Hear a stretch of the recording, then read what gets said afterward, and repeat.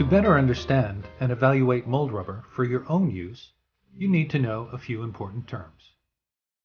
With the exception of latex, mold rubbers are compounds, meaning that they have two parts, Part A and Part B.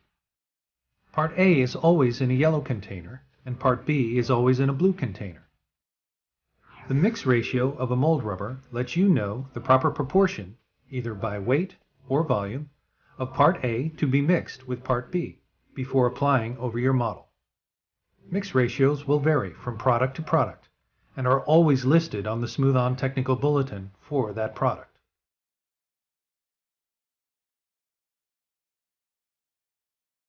What does a product's mix ratio mean to you? Make sure you know the mix ratio of the rubber product you are using. You must be accurate in measuring out parts A and B. If you are not, the rubber will not cure properly or may not cure at all. If you are using a rubber that has a by-weight mix ratio, you must use an accurate gram scale to weigh out parts A and B. If using a rubber that is mixed by volume, be as accurate as you can. A product's mix ratio will also affect how a mold rubber is sold.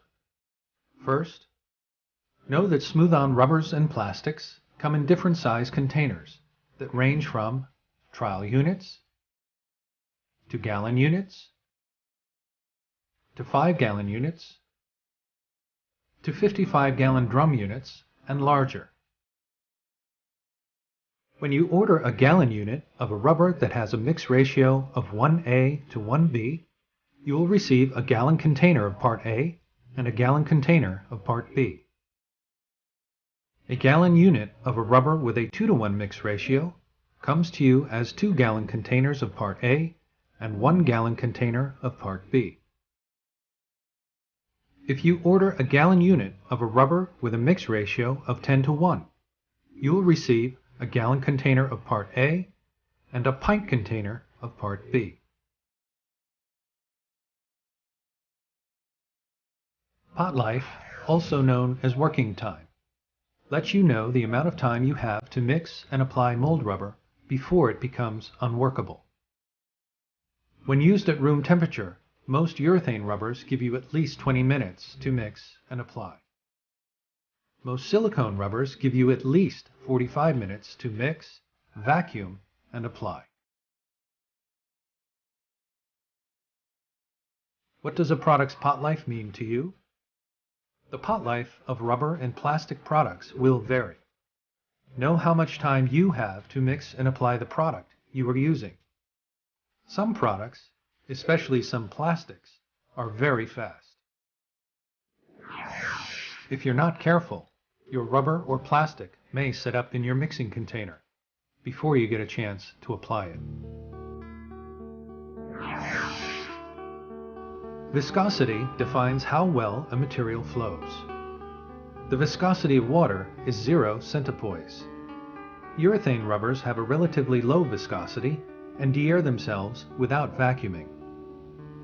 High tear strength silicones, on the other hand, have a relatively high viscosity and should be vacuum degassed to prevent air bubbles from appearing in the finished mold.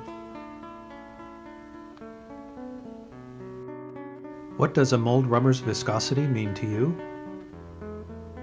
If the viscosity of the mold rubber you are using is above 15,000 centipoise, it probably should be vacuum degassed to prevent air entrapment.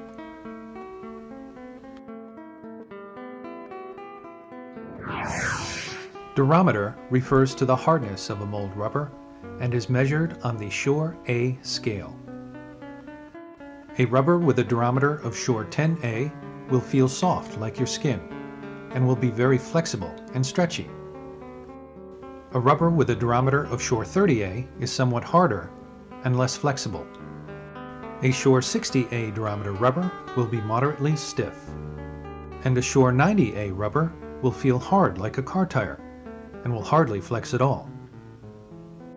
What does the durometer of a mold rubber mean to you in selecting a material for your project? If your model is three-dimensional with intricate detail and deep undercuts, you will want to choose a soft mold rubber with a durometer of no more than Shore 30A. If you choose a rubber with a high durometer to make a mold of this model, you will have difficulty extracting the original from the finished mold. You'll also have trouble removing castings from the mold. If your original is flat with little intricate detail and no undercuts, you'll want to choose a mold rubber with a high durometer, especially if you are casting an abrasive material like concrete. For most casting scenarios, the harder mold rubber will give you longer mold life. After mixing part A and part B, mold rubber can be poured over a model, brushed onto a model, pressed onto a model with your hands, as in the case of Pollo mold putty, or sprayed onto a model. The rubber then cures to a flexible solid that has captured all of the detail, texture, characteristics, etc. of the original. These mold rubbers are very precise and will reproduce detail down to a fingerprint. While we are on the subject of how mold rubber can be applied, how do you decide the best method for applying rubber to your model? Generally, if your model is small or flat, pouring rubber makes sense because making a pourable mold is convenient. Pouring rubber also requires less labor and takes less time than brushing, pressing, or spraying rubber onto a model. Pouring rubber, however, results in a higher material cost versus the other application methods. What if your model is three-dimensional or multi-dimensional, or very large, or perhaps affixed to the side of a building? In many cases, it is really impractical to pour mold rubber over these types of models. With the exception of models mounted to the side of a building or mounted to the ceiling, you could do it, but the material cost of the mold rubber would be very high. Brushing, pressing, or spraying mold rubber onto a model results in savings on the cost of materials.